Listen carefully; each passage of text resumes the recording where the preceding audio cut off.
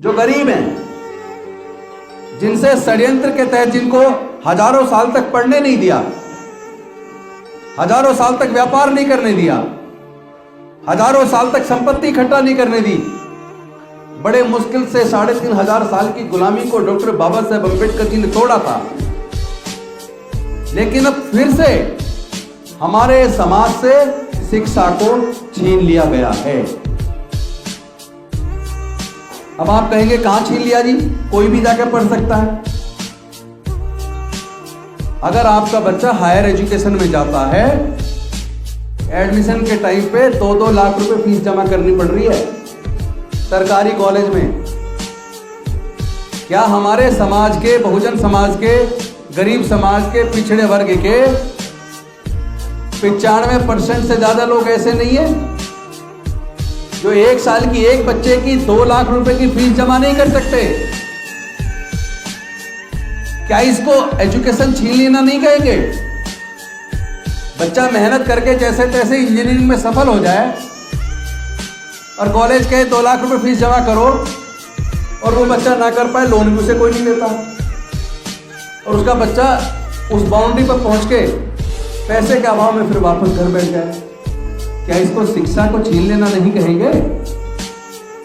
दिल्ली के अंदर एजुकेशन में सुधार हुआ है, लेकिन पूरे देश के अंदर तो सरकारी स्कूल बिल्कुल बर्बाद है।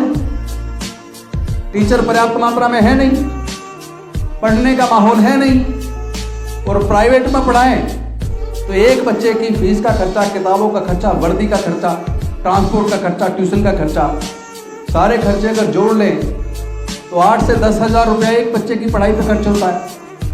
हर परिवार में कम से कम 2 बच्चे हो तो 15 से 20 हजार रुपया केवल 2 बच्चों की पढ़ाई के लिए चाहिए। क्या हमारे बहुजन समाज के, पिछड़े वर्ग के, अनुसूचित जाति जनजाति के या दूसरे वर्गों के जो गरीब बच्चे हैं, जिनके पेरेंट्स मजदूर हैं, छोटा मोटा काम करते हैं, चाहे वो किसी भी जाति के हों, क्या उन बच्चों की 15-20 हजार रुपये महीने की प्राइवेट स्कूल की फीस के खर्चे को उठाने में उनके पेरेंट्स सक्षम हैं? बहुत से साथी कहेंगे गौतम जी इस बात को बार बार बोलते हैं। भाई ये बताओ, क्या इस समस्या का समाधान हो गया? जब तक इस समस्या का समाधान नहीं हो जाता, ये बात मैं बार बार बोलूंगा,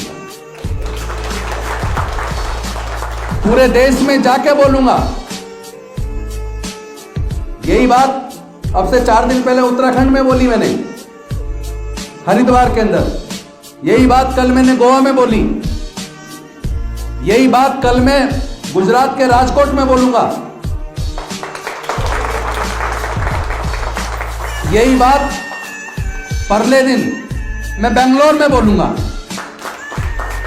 मैं पूरे देश के कोने कोने में जाकर यह बात तब तक बोलता रहूंगा जब तक समाज के लोग सरकारों की गर्दन पकड़कर सरकारों को इस चीज के लिए तैयार ना कर लें कि बच्चों की पढ़ाई का खर्चा और इलाज का खर्चा तो कम से कम सरकार उठा ले। और जो सरकार बच्चों की पढ़ाई का खर्चा नहीं उठा सकती, जो सरकार लोगों के इलाज का खर्चा नहीं उठा सकती, ऐसी सरकारों को सत्ता में बने रहने का कोई हक नहीं है।